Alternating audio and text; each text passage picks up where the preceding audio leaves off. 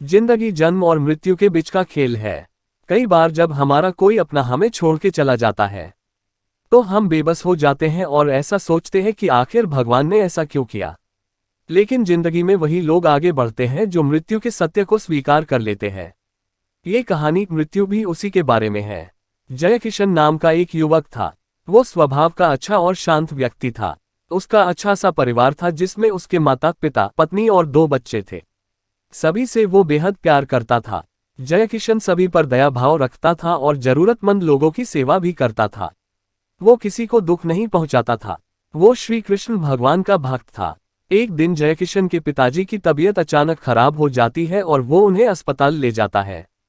उसने सभी डॉक्टर्स के आगे हाथ जोड़े और अपने पिता को बचाने की मिन्नतें की, किंतु डॉक्टर्स ने उससे कहा कि वो ज्यादा उम्मीद नहीं दे सकते और सभी ने उसे भगवान पर भरोसा रखने को कहा। जयकिशन को तभी याद आया कि मैंने तो श्री कृष्णा की बड़ी लगन से सेवा की है, वो जरूर मेरा सुनेंगे। वो तुरंत श्री कृष्ण के मंदिर में जाता है और वहां जाके भगवान से कहता है कि आप मेरे पिता को बचा लो। तभी मंदिर में उसकी बात एक पुजारी सुन रहे थे। पुजारी उसे कहते हैं कि बेटा, ये तुम्हारे पिता की मृत्यु का होना ना होना भगवान के हाथ में नहीं है। अगर मृत्यु का समय होगा तो होना तय है। जयकिशन ये सुनते ही पुजारी से लड़ना शुरू कर देता है और वो गुस्से में उन्हें कोसने लगता है। वो पुजारी से कहता है कि आप मेरी मदद करने के बजाय मुझे उल्टा सीधा बोल रहे हो।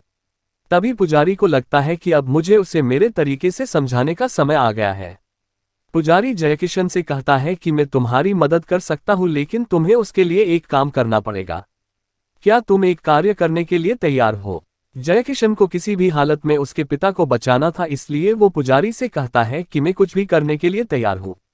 पुजारी उसे कहते हैं कि तुम्हें ये कार्य करना है, किसी एक घर से मुट्ठी भर ज्वार लानी है और ध्यान रखना होगा कि उस परिवार में कभी किसी की मृत्यु न हुई हो। अगर तुमने ये कार्य पूर्ण कर दिया तो समझो तुम्हारे पिता बच गए। जयकिशन बिना कुछ देखे समझे तलाश में निकल पड़ा।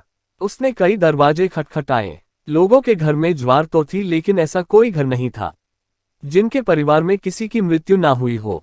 किसी के दादा, किसी के पिता, किसी का भाई तो किसी की बहन तो किसी की मां का मृत्यु हो गया था। पूरा दिन भटकने के बाद भी जयकिशन को ऐसा एक भी घर नहीं मिला जिसके घर में किसी की मृत्यु ना हुई हो।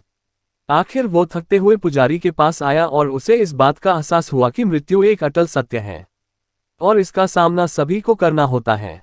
मृत्यु से कोई भाग नहीं सकता है। वो अपने व्यवहार के लिए पुजारी से क्षमा मांगता है और निर्णय लेता है जब तक उसके पिता जीवित हैं वो उनकी सेवा करेगा। कुछ दिनों के बाद जयकिशन के पिताजी की मृत्यु हो जाती है और वो स्वर्ग में चले जाते हैं।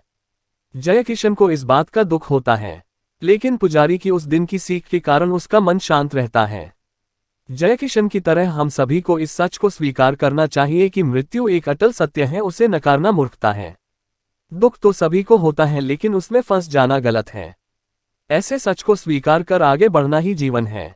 अगर आपको हमारी स्टोरी अच्छी लगी हो तो अपने दोस्तों के साथ भी शेयर करें और लाइक कीजिए और कमेंट में जरूर बताइए कि कैसी लगी हमारी ये कहानी।